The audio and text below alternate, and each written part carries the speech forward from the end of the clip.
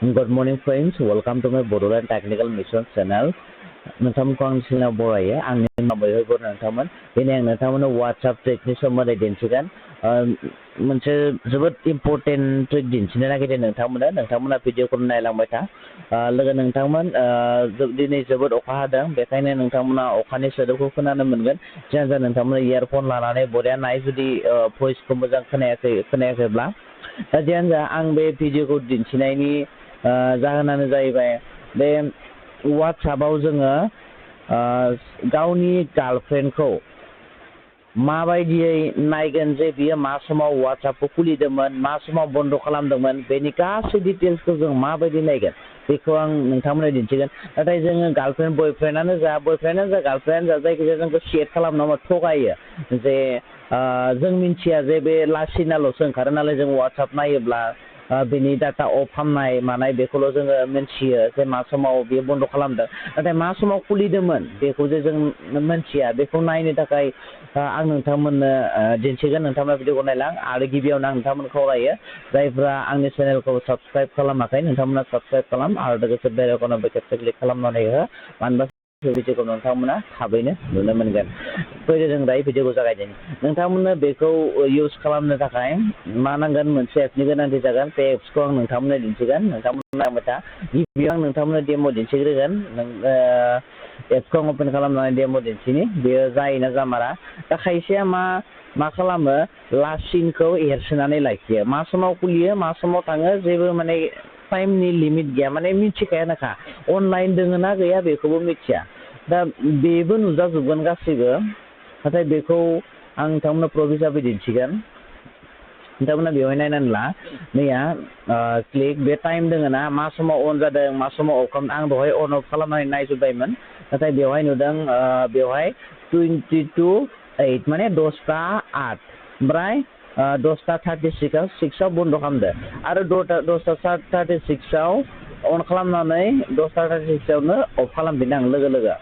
दा बिदिनो नोंथांमोना नुनो मोनदों बेबायदिनो टाइमफोरा गासैबो अखारजोबगोन बिदिनो नोंथांमोना इउज खालामनो हागोन दा नोंथांमोनाथ' बुजि मोनबाय नाथाय एप्सखौ आं नोंथांमोननो दिन्थिगोन बहा मोनगोन बेखौ आं माबायदि इउज खालामो नोंथांमोननो आं दिन्थिगोन आं बे एप्सखौ डिलिट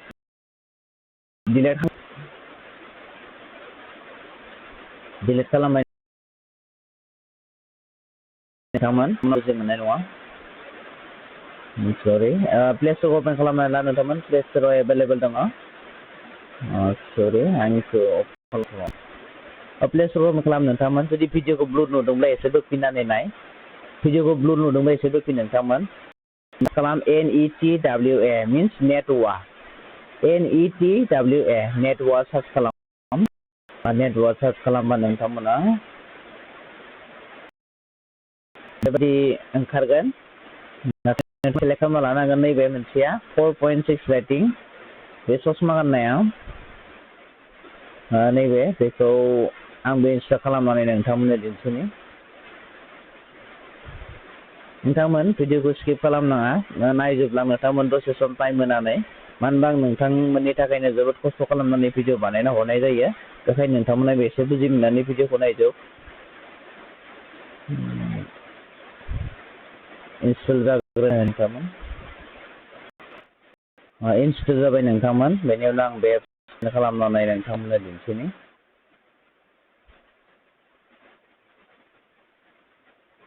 बे एप्सखौ आं अपेन खालामनानै दिन्थिनि